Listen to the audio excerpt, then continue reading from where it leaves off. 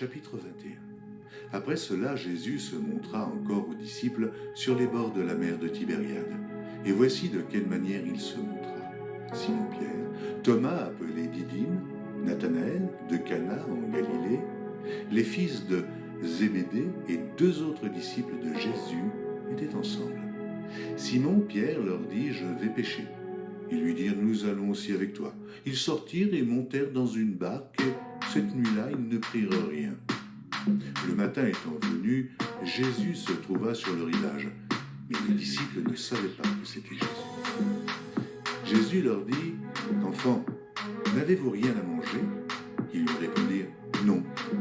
Il leur dit « Jetez le filet du côté droit de la barque et vous trouverez. » Ils le jetèrent donc, et ils ne pouvaient plus le retirer à cause de la grande quantité de poissons. Alors le disciple que Jésus aimait dit à Pierre « C'est le Seigneur !» Et Simon-Pierre, dès qu'il eut entendu que c'était le Seigneur, mit son vêtement et sa ceinture, car il était nu, et se jeta dans la mer. Les autres disciples vinrent avec la barque, tirant le filet plein de poissons, car il n'était éloigné de terre que d'environ 200 coudées.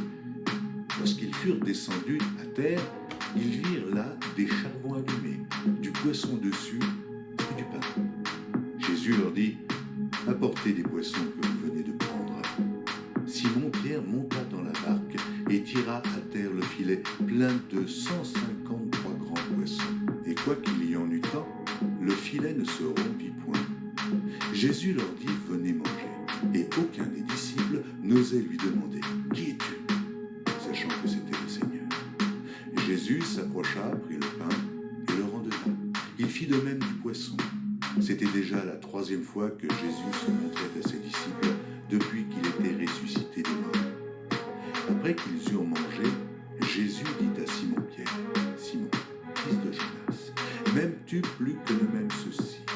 Il lui répondit, « Oui, Seigneur, tu sais que je t'aime. » Jésus lui dit, « Paix, mes amis. » Et il lui dit une seconde fois, « Simon, fils de Jonas, m'aimes-tu » Pierre lui répondit, « Oui, Seigneur, tu sais que je t'aime. » Jésus lui dit, « Paix, mes brebis. » Il lui dit pour la 3e fois, « Simon, fils de Jonas, m'aimes-tu » Pierre fut attristé de ce qu'il lui avait dit pour la 3e fois, « M'aimes-tu » Et il lui répondit, « Seigneur, tu sais toutes choses, tu sais que je t'aime. » Jésus lui dit, « Paix, mes brebis.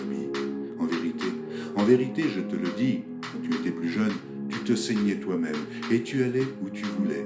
Mais quand tu seras vieux, tu étendras tes mains, et un autre te ceindra, et te mènera où tu ne voudras pas. » Il dit cela pour indiquer par quelle mort Pierre glorifierait Dieu, et ayant ainsi parlé, il lui dit, « Suis-moi. » Pierre, s'étant retourné, fit venir après eux le disciple que Jésus aimait, celui qui, pendant le souper, s'était penché sur la poitrine de Jésus et avait dit « Seigneur, qui est celui qui te livre ?» En le voyant, Pierre dit à Jésus « Et celui-ci, Seigneur, que lui arrivera-t-il » Jésus lui dit « Si je veux qu'il demeure jusqu'à ce que je vienne, que t'importe, toi, suis-moi. » Là-dessus, le bruit courut parmi les frères que ce disciple ne mourrait point. Cependant, Jésus n'avait pas dit à Pierre qu'il ne mourrait point, mais « Si je veux qu'il demeure jusqu'à ce que je vienne, que t'importe. » C'est ce disciple qui rend témoignage de ces choses et qui les a écrites. Et nous savons que son témoignage est vrai. Jésus a fait encore beaucoup d'autres choses. Si on les écrivait en détail, je ne pense pas que le monde même pût contenir les livres qu'on écrirait.